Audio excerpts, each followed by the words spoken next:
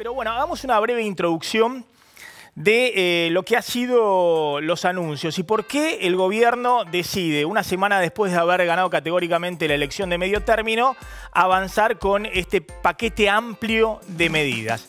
En primer lugar, porque el gobierno es consciente de que en la Argentina hay un problema primordial que es el del déficit fiscal. Fíjense, un déficit fiscal que empieza a aparecer en el año 2010 y que tiene esta tendencia, las barras azules, es el déficit fiscal primario. Es decir, lo que gasta el Estado menos lo que recauda, y eso da un déficit, un rojo fiscal, que este año va a ser de 4 puntos del PBI. Antes del pago de intereses, 4 puntos del PBI. Casi 400.000, poco más de 400.000 millones de pesos de déficit fiscal. Y que además tiene una tendencia que, como ven, es una tendencia creciente.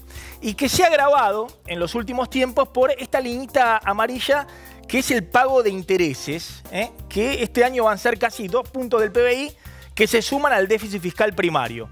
Con lo cual Argentina, entre el déficit operativo del Estado, para el funcionamiento del Estado, más el pago de intereses, son 6 puntos del PBI, 600.000 millones de pesos. ¿Por qué el gobierno necesita achicar este déficit fiscal? Necesita mostrar que esta tendencia no va a seguir así. Y bueno, básicamente porque si no, no va a conseguir financiamiento, por lo menos con financiamiento a estas tasas de interés. Es decir, si el gobierno no da urgente una señal de que esto tiene un punto de quiebre, bueno, difícilmente consiga durante mucho tiempo la forma de poder financiar esta curva cada vez más negativa.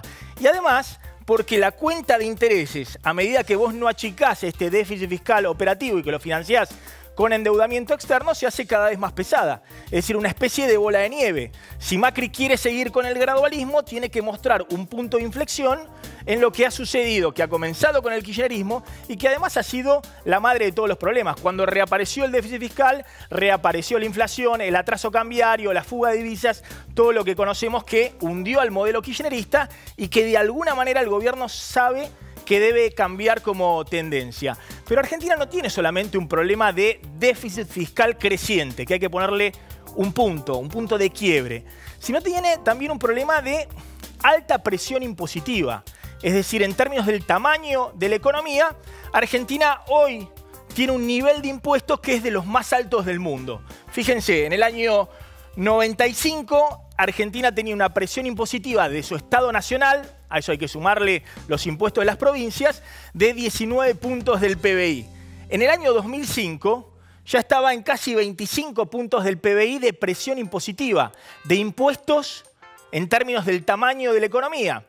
Y en el 2015, cuando se va Cristina, son más de 32 puntos de PBI de impuestos nacionales. Hay que sumarle después los impuestos provinciales y municipales, pero 32 puntos del PBI de presión impositiva.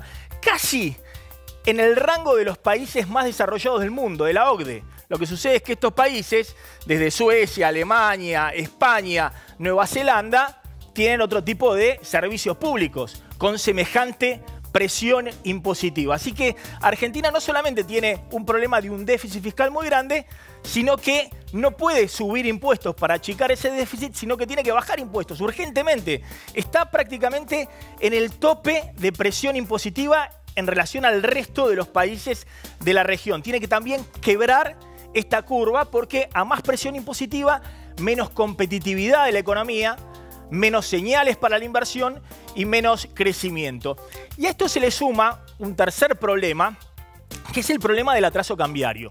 Lo hemos dicho muchas veces, Macri asume casi sin colchón cambiario. La devaluación de diciembre del 2015 casi se la comió ya la inflación y hoy el dólar a 17,90 es un dólar muy, pero muy bajito. Es un dólar que hoy está prácticamente en un nivel del atraso cambiario de la última etapa del kirchnerismo. Está apenas arriba del dólar que dejó Kicillof de 9 pesos, ¿no? El dólar real de 17,90 y está muy lejos del dólar de 33 pesos con el colchón cambiario enorme que había asumido Néstor Kirchner, que sería el dólar a valores de hoy, de la asunción de Néstor Kirchner. ¿Qué significa esto? Que bueno, que efectivamente el problema de la competitividad de la economía no se puede disimular con un dólar más alto, sino que se agrava.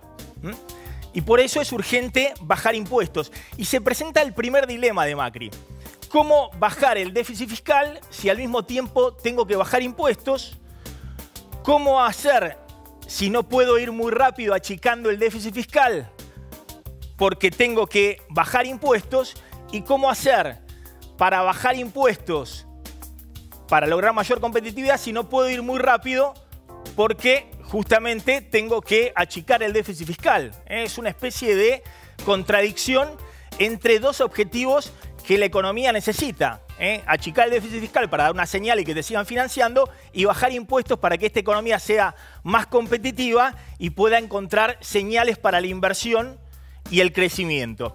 Fíjense, hablando de la inversión, Argentina tiene hoy una de las tasas de inversión más bajas del mundo. La tasa promedio de inversión en Latinoamérica está en 20% del PBI. Argentina tiene entre 15 y 16% del PBI de inversión entre pública y privada. Países como Chile tienen 23% del PBI. Los países exitosos del sudeste asiático tienen 32% del PBI. China tiene más del 40% del PBI de inversión. Pero fíjense, si Argentina quisiera por lo menos acercarse al promedio de Latinoamérica de inversión, no al caso de Chile, que tiene 23 puntos del PBI, no al caso de Perú o Colombia, que tienen 24 o 25 puntos del PBI de inversión, sino llegar por lo menos al 20% del PBI de inversión de capital para producir más en el futuro, tendría que invertirse entre 25.000 y 30.000 millones de dólares al año más de lo que se invierte actualmente. Entonces, este problema de cómo aumentar la inversión, al mismo tiempo cómo achicar el déficit fiscal y cómo bajar los impuestos en un contexto de atraso cambiario, es el que de alguna manera está tratando de encarar el gobierno con el paquete de medidas que anunció esta semana. Y la otra cuestión que se plantea es dónde recortar, porque si uno no puede aumentar impuestos, al revés, los tiene que bajar, bueno, claramente una fórmula de achicar el déficit fiscal es tratar de recortar gasto público. Pero fíjense el gasto público primario de la Argentina, es decir, el gasto público antes del pago de intereses, el gasto público operativo. 55% del total del gasto público es directamente jubilaciones y gasto social. Es más, ha aumentado respecto al año pasado por la reparación histórica y además porque han aumentado las prestaciones sociales. Después tenés cada vez menos subsidios económicos porque efectivamente el gobierno ha achicado los subsidios económicos a la energía, fundamentalmente y en menor medida al transporte, en términos del gasto público. Después hay gasto de funcionamiento, los salarios del Estado, otros gastos corrientes, pero que ya forman una parte menor. Y después hay un gasto que no se puede tocar porque es el gasto de capitales, la inversión pública, que hay que tratar de mantener y expandir. Entonces, cuando se habla de cómo hacer para recortar el gasto público, no hay mucho margen de maniobra hoy. ¿Qué hizo el gobierno esta semana? Ahora lo vamos a ver. Ha planteado justamente un nuevo cálculo de la movilidad jubilatoria para tratar de ahorrar en este lado, que es el mayor componente del gasto público nacional. Las jubilaciones, pero obviamente va a ser uno de los puntos más conflictivos. A ver, el paquete de Macri se ha compuesto de estas tres medidas fundamentales. La reforma tributaria, que baja algunos impuestos y sube otros, lo que hace fundamentalmente desde el punto de vista fiscal es neutro, no le genera mayores ingresos al Estado, ni pierde ni gana el Estado, por lo menos en lo que ha planteado en los próximos años para la reforma tributaria, sí busca ganar competitividad, bajando fundamentalmente impuesto al cheque, ingresos brutos, aportes patronales, algunos impuestos que buscan estimular al reducirse la producción, la competitividad de la Argentina.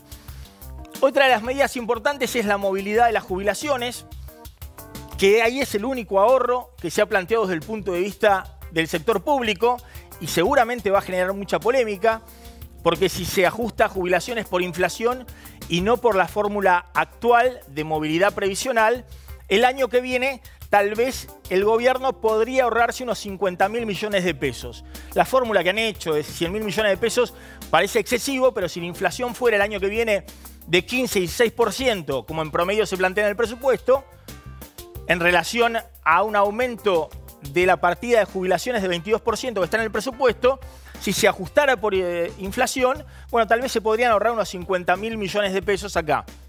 Pero también es cierto que Carlos Pañi ha revelado en el día de hoy en La Nación que estos fondos Macri ya los tiene de alguna manera reservados para transferírselos a la provincia de Buenos Aires si la Corte Suprema de Justicia falla en favor de la provincia de Buenos Aires en lo que es sacarle el tope al fondo del conurbano, que inmediatamente significaría que la Nación le tenga que transferir a la provincia de Buenos Aires 50.000 millones de pesos.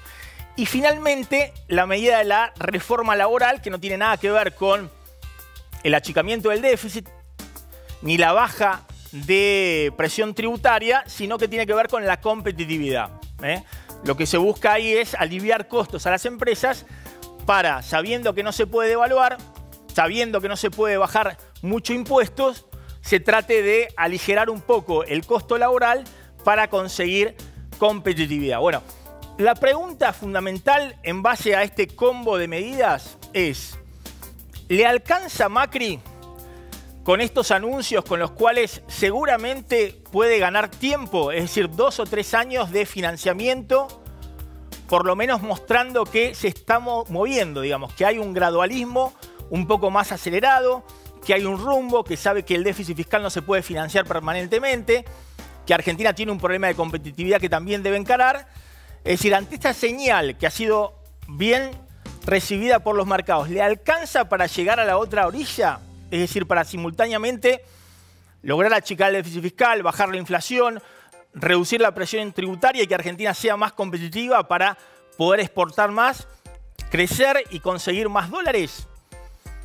¿Tiene margen Macri para pasar aún este gradualismo, que algunos dicen acelerado y otros dicen que es demasiado moroso? ¿Tiene margen político después de haber ganado la elección? Bueno, esto es lo que vamos a discutir hoy en el programa y nuestro primer invitado es Martín Redrado.